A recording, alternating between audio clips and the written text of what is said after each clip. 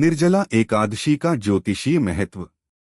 नमस्कार मित्रों, सनातन धर्म में एकादशी तिथि का विशेष महत्व बताया गया है, लेकिन सभी एकादशियों में निर्जला एकादशी को सबसे श्रेष्ठ माना गया है। ऐसा कहा जाता है कि जो व्यक्ति वर्ष भर की सभी एकादशियों का व्रत नहीं कर पाता, वह केवल निर्जला एकादशी का व्रत करके सभी एकादशियों के समान पुण्य प्राप्त कर सकता है। आइए जानते हैं इसका ज्योतिषीय और आध्यात्मिक महत्व।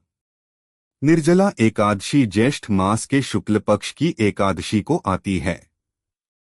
इस दिन भगवान विष्णु की विशेष पूजा की जाती है। पुराणों के अनुसार महाभारत काल में भीमसेन को भोजन के बिना रहना कठिन लगता था। तब महर्षि व्यास ने उन्हें निर्जला एकादशी का व्रत रखने की सलाह दी। इसी कारण इसे भीमसेनी एकादशी भी कहा जाता है। अब बात करते हैं इसके ज्योतिषीय महत्व की।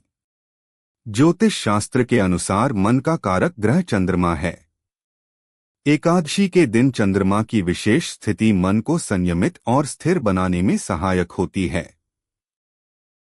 जब व्यक्ति उपवास करता है, इंद्रियों पर नियंत्रण रखता है और भगवान विष्णु का स्मरण करता है, तब उसकी मानसिक शक्ति बढ़ती है और नकारात्मक विचारों में कमी आती है। मान्यता है कि इस दिन किया गया व्रत कुंडली में मौजूद कुछ ग्रह दोषों के प्रभाव को कम करने में भी सहायक होता है। विशेष रूप से शनि, राहु और केतु के अशुभ प्रभावों से पीड़ित लोगों के लिए यह व्रत लाभकारी माना गया है। भगवान विष्णु की कृपा से जीवन में आने वाली बाधाएं कम होती हैं और सुख समृद्धि का मार्ग प्रशस्त होता है। अब जानते हैं कि इस दिन क्या करना चाहिए। प्रातः ब्रह्मा मुहूर्त में उठकर स्नान करें और भगवान विष्णु का ध्यान करें। घर के मंदिर में दीपक जलाएं, तुलसी दल अर्पित करें और ओम नमो भगवते वासुदेवाय मंत्र का जप करें। विष्णु सहस्रनाम, गीता पाठ या श्रीहरि की कथा का श्रवण करना अत्यंत शुभ माना जाता है। यदि स्वास्थ्य अनुमति दे तो निर्जल व्रत रखें। साथ ही अपनी क्षमता के अनुसार दान अवश्य करें। जल से भरा घड़ा, छाता, पंखा, वस्त्र या अन्न का दान इस दिन विशेष फलदायी माना गया है। अब जानते हैं कि इस दिन क्या नहीं करना चाहिए। इस दिन क्रोध, झूठ, चुगली, अपशब्द और किसी का अपमान करने से बचना चाहिए। तामसिक भोजन, मांसाहार, नशा और बुरे विचारों से दूर रहें।